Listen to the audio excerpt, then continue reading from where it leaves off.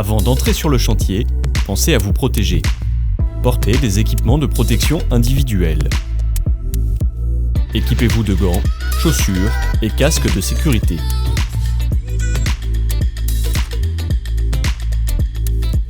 Munissez-vous d'un escabeau, laser, mètre-ruban, niveau, règle de maçon, fil à plomb et d'un crayon. Une feuille de prise de cote est téléchargeable sur notre site internet. Le formulaire est à compléter avec les dimensions et les différents obstacles relevés sur le chantier. Voici les cotes nécessaires à la fabrication de l'escalier, les reculements de départ et d'arrivée, la largeur et la longueur de la trémie, la hauteur à monter sol à sol fini, l'épaisseur de la dalle, ainsi que tous les obstacles pouvant influer sur la position de l'escalier. Déterminez le départ et l'arrivée de l'escalier, puis son sens.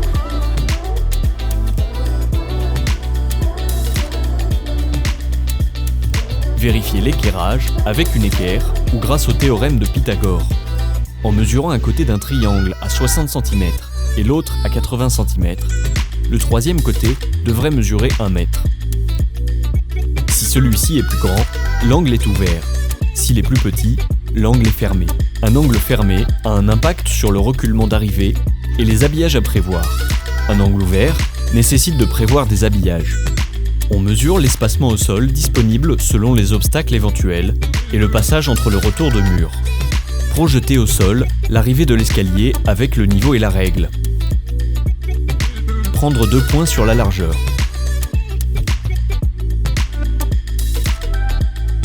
La mesure peut également se faire avec le fil à plomb. On mesure ensuite le reculement d'arrivée. Si les points repérés au sol ne sont pas parallèles au mur opposé, retenir la dimension la plus courte.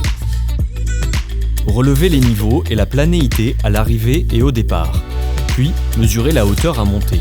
En construction neuve, utilisez le trait de niveau si le sol n'est pas fini. Si le trait de niveau n'existe pas, renseignez-vous sur l'épaisseur du sol haut et bas.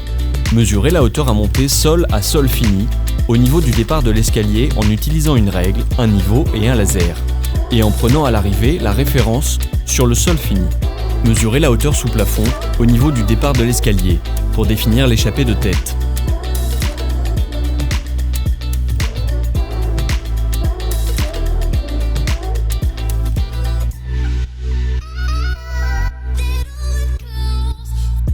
Relevez la longueur et la largeur de la trémie.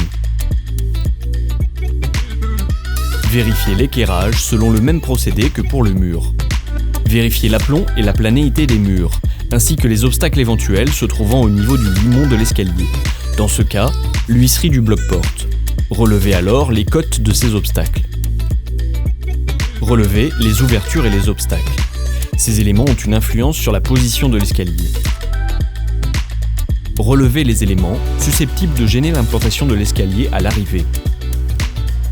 Mesurez la hauteur sous plafond au niveau de l'arrivée de l'escalier pour définir l'échappée de tête.